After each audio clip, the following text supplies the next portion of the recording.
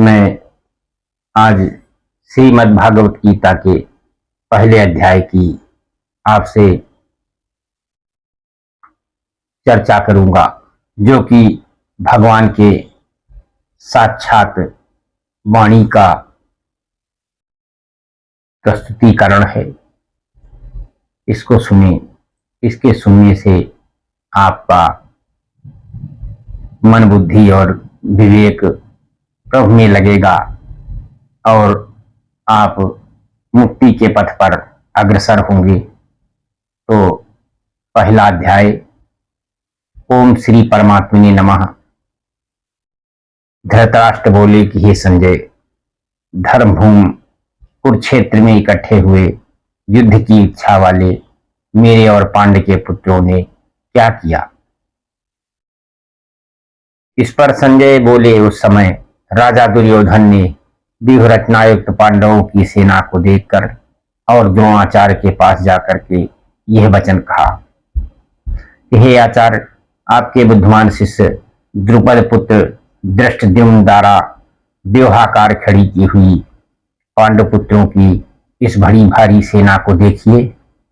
इस सेना में बड़े बड़े धनुषों वाले युद्ध में भीम और अर्जुन के समान बहुत से सूरवीर हैं, जैसे सात्विक और विराट तथा महारथी राजा द्रुपद और धृष्टकेत, चेकतान तथा बलवान काशीराज, पुरजित कुंतभोज और मनुष्यों में श्रेष्ठ सैद्य और पराक्रमी युधामन्यु तथा बलवान उत्तमोजा, सुभद्रा पुत्र अभिमन्यु और द्रौपदी के पांचों पुत्र, ये सभी महारथी हैं।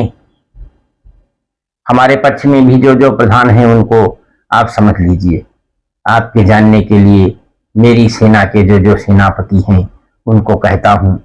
एक तो स्वयं आप और पितामह भीष्म तथा कर्ण और संग्राम विजयी कृपाचार्य तथा वैसे ही अश्वत्थामा विकर्ण और सोमदत्त का पुत्र भूरिश्रवा तथा और भी बहुत से सूरवीर, अनेक प्रकार के शस्त्रास्त्रों से युक्त, मेरे लिए जीवन की आशा को त्यागने वाले सब के सब युद्ध में चतुर हैं। भीष्म पितामह द्वारा रक्षित हमारी यह सेना सब प्रकार से अजेय है और भीम द्वारा रक्षित इन लोगों की यह सेना जीतने में सुगम है। इसलिए सब मोर्चों पर अपनी अपनी जगह स्थित रहते हुए आप लोग सबके सभी निसंदेह भीष्म पितामह की ही सब ओर से रक्षा करें। इस प्रकार द्रोणाचार्य से कहते हुए दुर्योधन के वचनों को सुनकर कौरवों में वृद्ध बड़े प्रतापी पितामह भीष्म और भीष्म ने उस दुर्योधन के हृदय में हर्ष उत्पन्न करते हुए उच्च स्वर से सिंह के नाद के समान गर्ज कर शंख बजाया। उसके उपरांत शंख और नगाड़े तथा ढोल, मृदंग और नरसंहार बाजे एक साथ ही बजे। उनका वो शब्द बड़ा भयंकर हुआ। उसके अनंतर सफेद घोड़ों से युक्त उत्तम रथ में बैठे हुए श्री कृष्ण महाराज और अर्जुन ने भी अलौकिक शंख बजाए। उनमें श्री कृष्ण महाराज ने 5 जन नामक शंख और अर्जुन ने देवदत्त नामक शंख बजाया। भयानक कर्म वाले भीमसेन ने पौंड्रक नामक महाशंख बजाया। कुंती पुत्र राजा युधिष्ठिर ने अनंत विजय नामक शंख और नकुल तथा सहदेव ने सुघोष और मणिपुष्पक नाम वाले शंख बजाए। श्रेष्ठ धनुष वाले कासराज और महारथी शिखंडी और धृष्टद्युम्न तथा राजा विराट और अजय सात्विक तथा राजा द्रुपद और द्रौपदी के पांचों पुत्र और बड़ी भुजा वाले सुभद्रा पुत्र अभिमन्यु, इन सब ने ही राजन अलग अलग शंख बजाए। और उस भयानक शब्द ने आकाश और पृथ्वी को भी शब्दायमान करते हुए धृतराष्ट्र पुत्रों के हृदय विदीर्ण कर दिए। हे राजन, उसके उपरांत कपिध्वज अर्जुन ने खड़े हुए धृतराष्ट्र पुत्रों को देख करके उस शस्त्र चलने की तैयारी के समय धनुष उठा करके ऋषिकेश श्री कृष्ण महाराज से यह वचन कहा, हे अच्युत, मेरे रथ को दिन सेनाओं के बीच में खड़ा करिए, जब तक मैं इन स्थित हुए युद्ध की कामना वालों को अच्छी प्रकार देख लूं कि इस युद्ध रूप व्यापार में मुझे किन किन के साथ युद्ध करना योग्य है।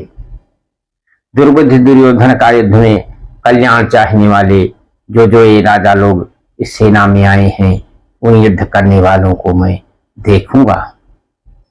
संजय बोले कि हे धृतराष्ट्र, अर्जुन द्वारा इस प्रकार कहे हुए महाराज श्री कृष्णचंद्र ने दोनों सेनाओं के बीच में भीष्म और द्रोणाचार्य के सामने और संपूर्ण राजाओं के सामने उत्तम रथ को खड़ा करके ऐसे कहा कि पार्थ, इन इकट्ठे हुए कौरवों को देख। उसके उपरांत प्रतापपुत्र अर्जुन ने उन दोनों ही सेनाओं में स्थित हुए पिता के भाइयों को, पितामहों को, आचार्यों को, मामों को, भाइयों को, पुत्रों को, पौत्रों को तथा मित्रों को, ससुरों को और सुहृदयों को भी देखा। इस प्रकार उन खड़े हुए संपूर्ण बंधुओं को देख करके वे अत्यंत करुणा से युक्त हुए। कुंती पुत्र अर्जुन शोक करते हुए बोले, हे कृष्ण, इस युद्ध की इच्छा वाले खड़े हुए स्वजन समुदाय को देखकर मेरे अंग शिथिल हुए जाते हैं और मुख भी सूखा जाता है और मेरे शरीर में कंप तथा रोमांच होता है तथा हाथ से गांडीव धनुष गिरता है और त्वचा भी बहुत जलती है तेरा तथा मेरा मन भ्रमित सा हो रहा है, इसलिए मैं खड़ा रहने को भी समर्थ नहीं हूँ।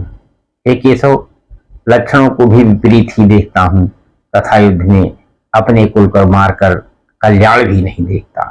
हे कृष्ण, मैं विजय नहीं चाहता और राज्य तथा सुखों को भी नहीं चाहता। हे गोविंद, हमें राज्य से क्या प्रयोजन है अथवा भोगों से और जीवन से भी क्या प्रयोजन है, क्योंकि हमें जिनके लिए राज्य, भोग और सुख आदि इच्छित हैं, वे ही सब धन और जीवन की आशा को त्याग कर युद्ध में खड़े हैं, जो कि गुरजन, ताऊ, चाचे, लड़के और वैसे ही दादा, मामा, ससुर, पोते, साले तथा और भी संबंधी लोग हैं। इसलिए हे मधुसूदन, मुझे मारने पर भी अथवा 3 लोक के राज्य के लिए भी मैं इन सबको मानना नहीं चाहता। फिर पृथ्वी के लिए तो कहना ही क्या है।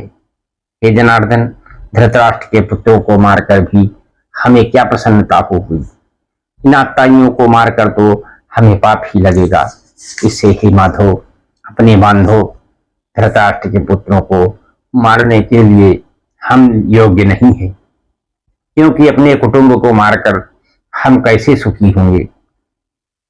यद्यप लोभ से भ्रष्ट चित्त हुए ये लोग कुल के नाश कर दोष को और मित्रों के साथ विरोध करने में पाप को नहीं देखते हैं, परंतु हे जनार्दन, कुल के नाश होने से होते हुए दोष को जानने के लिए हम लोगों को इस पाप से हटने के लिए क्यों नहीं विचार करना चाहिए।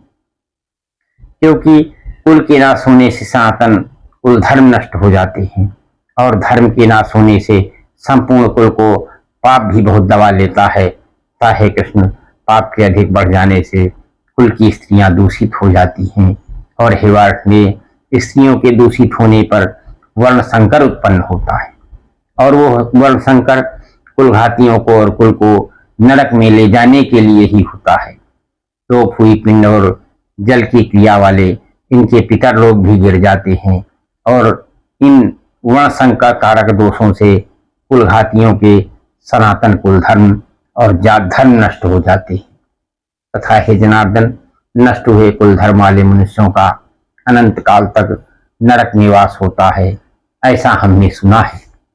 अहो शोक है कि हम लोग बुद्धिमान होकर भी महान पाप करने को तैयार हुए हैं, जो कि राज्य और सुख के लोभ से अपने कुल को मानने के लिए उद्धत हैं।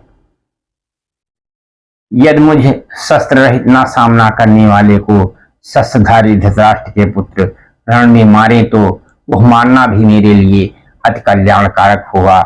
संजय बोले, रणभूमि में शोक से उद्विग्न मन वाले अर्जुन इस प्रकार कहकर बाण सहित धनुष को त्याग कर रथ के पिछले भाग में बैठ गए। इस प्रकार ये श्रीमद् भागवत गीता रूपी उपनिषद तथा ब्रह्म विद्या और योग शास्त्र विषयक श्री कृष्ण और अर्जुन के संवाद में अर्जुन विषाद योग नामक पहला अध्याय है। श्री कृष्ण गोविंद हरे मुरारे, हे नाथ नारायण वासुदेवा।